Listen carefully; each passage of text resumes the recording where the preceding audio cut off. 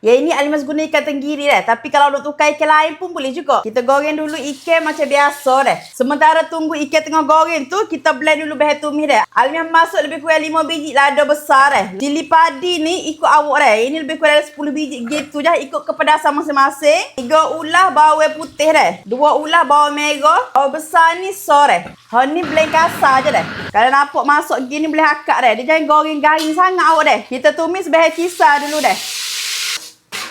Masukkan 3 batang serai dah. Tumis bahan kisar ni sampai dia masuk dah. Masukkan asam keping dah. Masukkan sos tiram sikit dah. Lebih kurang dalam 1 sudu kecil dah. Masukkan garam sikit dah. Gula sikit dah. Bahan tumis pecah minyak dah boleh masuk ikan dah. Kacau-kacau bagi dia sebati dah. Last kali masukkan petai. Masya Allah. Petai ni sedap awak ni. Ye, dah masak. Masya Allah. Sedapnya. Kita rasa petai dulu. Bismillah. Petai. Masya Allah, sedapnya.